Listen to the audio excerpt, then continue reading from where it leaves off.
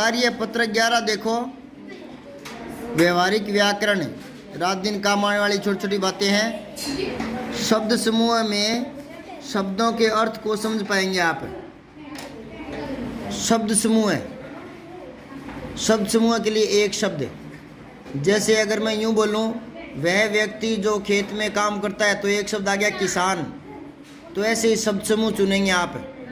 तो ये है पहला प्रश्न, माह में एक बार होने वाला, इतना लंबा ना बोलना पड़े, माह में एक बार होने वाला, तो आप मासिक लिख सकते हो। मासिक का मतलब ये होता है जो महीने में एक बार होता है, समझाई बात है।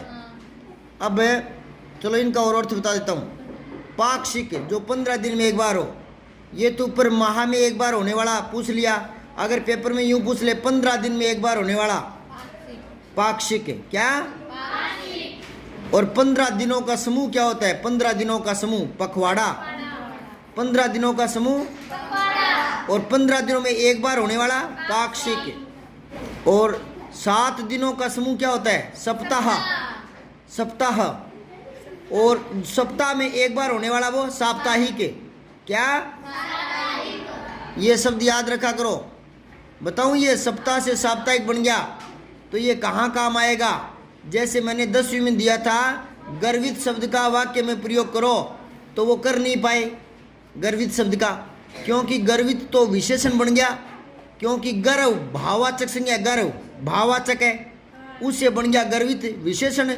तो विशेषण शब्द बन गया वो, और उन्होंने प्रयोग कर दिया संज्ञा की तरह, उसको संज्ञा मान लिया, तो प्रयोग गलत हो गया।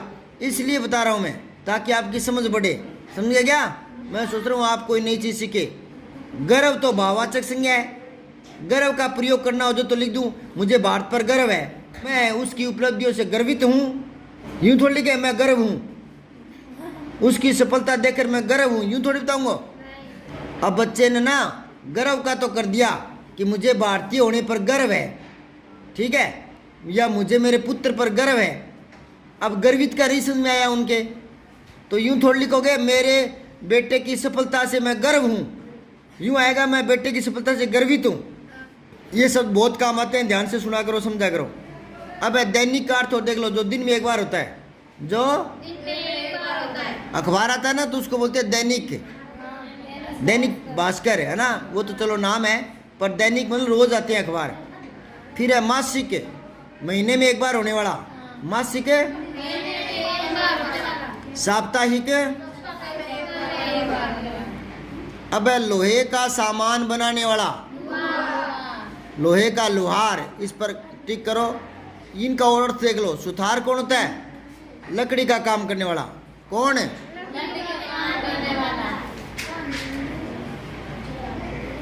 अब जुलाहा कौन होता है?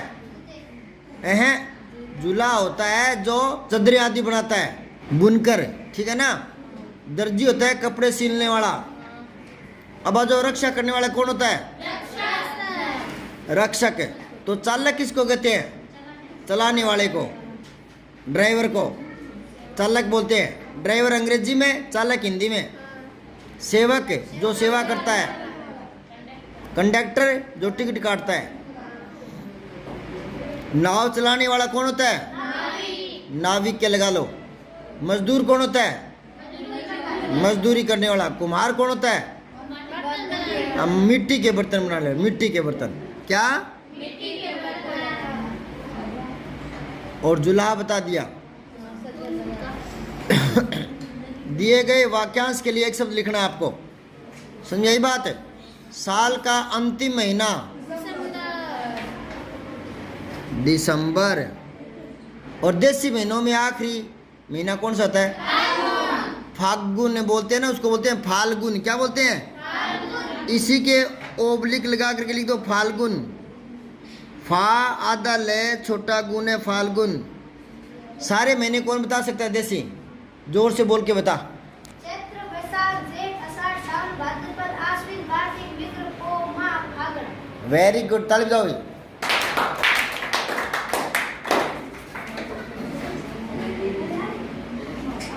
अब है चिकित्सक जिसका उपचार करता है, रोगी या मरीज। रोगी या मरीज एक ही बात है, कोई भी शब्द लिख दो, ठीक है। फिर है जिससे हम लिखते हैं कलम, जो हमें समय बताती है। ये तो छोटी छोटी बातें हैं। अब तीसरा है दिए गए शब्दों के भिन्न अर्थ वाले शब्दों पर गोला करना है, भिन्न अर्थ वाले पर। तो दुश्मन, शत्रु, बैरी, ये सारी एक ही बात है, दोस्त अलग हट गया, ठीक है। ये एक तो इसने गोला करके बता दिया, अब आपको करना है। भोर, शाम, उषा, सवेरा। तो देखो उषा, सवेरा, भोर ये एक ही बात है, प्रातः काल को बोलते हैं। तो शाम संध्या को बोलते हैं, ये अलग हो गया। फिर है बारिश, वर्षा, बरसात, ये एक ही है, बादल अलग हो गया। फिर है नभ, आसमान, गगन, तीनों एक है, सागर अलग हो गया, ठीक है। फिर है तनया, पुत्री को बोलते हैं। तो तनया, पुत्री, कन्या एक ही बात है, महिला अलग हो गया। अब आगे पेज पलटो। दक्षता क्या मिलेगी? गद्यांश पद्यांश को पढ़कर समझ के साथ प्रश्नों के उत्तर दे पाएंगे। तो पहले ये गद्यांश आया, मैं बता देता हूँ। पुराने शहर जैसलमेर में बनी ऐतिहासिक हवेलियों को देखने के लिए हम भूल भुलैया जैसी गलियों में पहुंच गए। गाइड के मार्गदर्शन में बढ़ते हुए हमने पटुओं की हवेली देखी, सालिम जी की हवेली देखी, नथमल जी की हवेली देखी।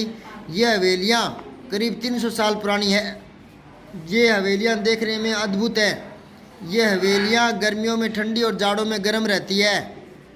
अब प्रश्न उत्तर देखो। उपयुक्त गद्यांश का उचित शीर्षक बताओ। ऐतिहासिक हवेलियां। जैसलमेर की हवेलियाँ भी लिख सकते हो, जैसलमेर की हवेलियाँ। और ये नहीं लिखो तो आप लिख सकते हो प्राचीन हवेलियाँ, प्राचीन हवेलियाँ। और या लिख सकते हो ऐतिहासिक हवेलियाँ, ऐतिहासिक हवेलियाँ, ठीक है ना। पर यहाँ जैसलमेर वाली ठीक रहेगा, क्योंकि और तो हवेलियाँ प्राचीन कोई भी हो सकती है, लेकिन इसने जैसलमेर वाली का जिक्र किया है, तो पहला सही मान लेना, ठीक है। गद्यांश में कौन से शहर की यात्रा का वर्णन है? जैसलमेर की। कहाँ की? फिर है शिक्षक से जानकारी करके लिखिए, ऐसा क्यों होता है कि हवेलियाँ गर्मियों में ठंडी और जाड़ों में गर्म होती है? बताओ। एक तो उनकी जो दीवारें होती है वो काफ़ी मोटी होती है, दीवारें इसलिए।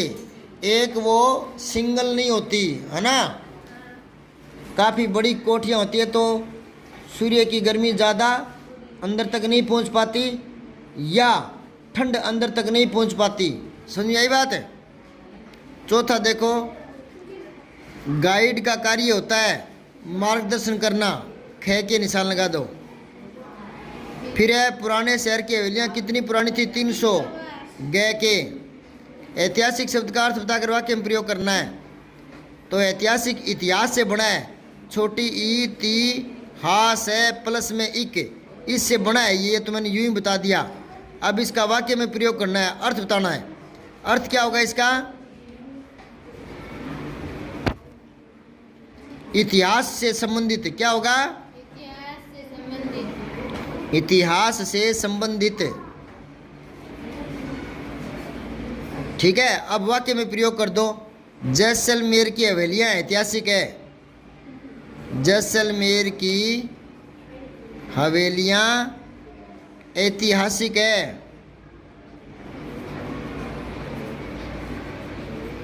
समझ गए क्या? जैसलमेर की हवेलियाँ ऐतिहासिक है। अब 7वां प्रश्न देखो। नीचे दिए गए अनुच्छेद को कोष्टक में दिए गए शब्दों की सहायता से पूरा करना है।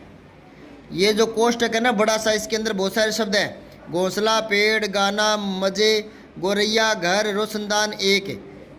नीचे जो रिक्तान दिखाई दे रहे हैं ना, उनमें एक एक भरना है। तो देखो, एक दिन, दो गोरैया, गऊ, रई, या, ये रे नहीं है, रई है, रे रई, दो मात्राएं। गौरैया, क्या ये? सीधी घर के अंदर घुस गई, घर लगाओ, घर के अंदर घुस गई। और पेड़ पर नहीं, घर के अंदर घुस गई तो घर में क्या होगा? हाँ, रोशनदान। जा बैठी। दोनों बड़े मजे से गाना गा रही थी।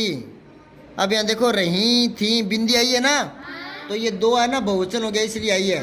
फिर है एक ने नीचे देखा, एक ने नीचे देखा और ची ची करने लगी, वह उड़कर पेड़ पर जा बैठी जहाँ उसका घोंसला था, जहाँ उसका कर लिया। कार्य पत्रक 13 करेंगे कल। चलो आगे 13वां और देख लो। विलोम शब्दों की पहचान और उनका वाक्य प्रयोग करना सीख जाओगे, ठीक है। पहला दिए गए शब्दों के उचित विलोम शब्द पर गोला करना है, जैसे एक करके बता दिया। मित्र, दोस्त, सखा, सहपाठी एक ही बात है, शत्रु अलग हो गया, ठीक है। फिर चुस्त है ना, चुस्त, इसका विलोम होता है सुस्त। ये तोते की तरह रटे रखो, इनमें ऑप्शन मत ढूंढा करो, ए बे सद है। ये चुस्त देखते ही सुस्त, समझ गए। अगर आपने सोचना शुरू किया और इनका एबेसद देखना शुरू किया तो फिर आपका गलत होना स्वाभाविक है, क्योंकि मिलते जुलते शब्द देगा वो। जैसे ध्यान से सुन लो, जैसे अगर आ गया बदसूरत का विलोम तो नीचे एक आएगा खूबसूरत, बे में दे देगा सुंदर और सह में दे देगा भव्य, है ना। तो आप देखोगे ये तो मिलते जुलते ही है, मिलते जुलते नहीं होता। बदसूरत का खूबसूरत, ठीक है। तो ऐसे ही वो शब्द देखते ही सीधे ही रटे रखो इनको, तो और कोई सूत्र नहीं है। दिन का रात, अच्छा का बुरा, अपना का पराया, गरीब का अमीर, गरीबी का अमीरी, समझ गए क्या। तो जड़ का चेतन, बस रटे रखो। जड़ का, ये मैंने अभी नहीं रटे, बचपन में रटे थे जब आपके जितना था।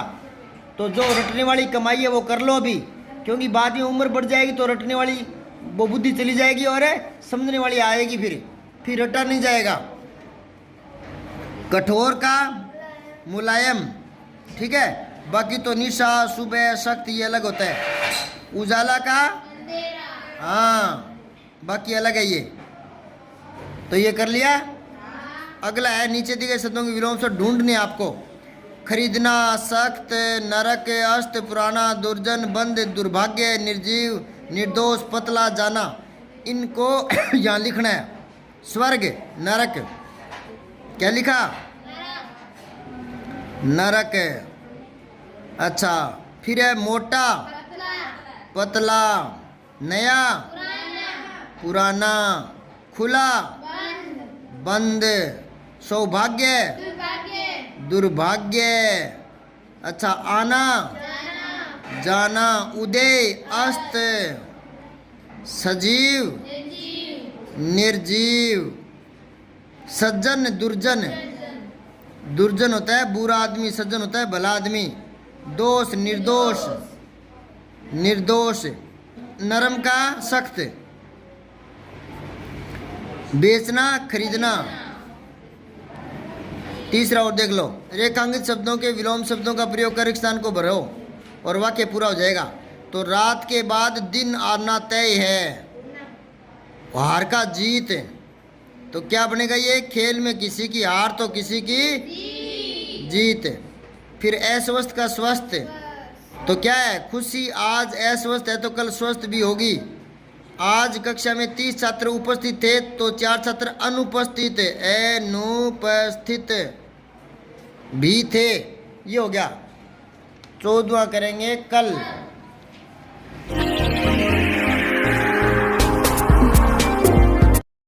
जय हिंद, विजय हिंदी।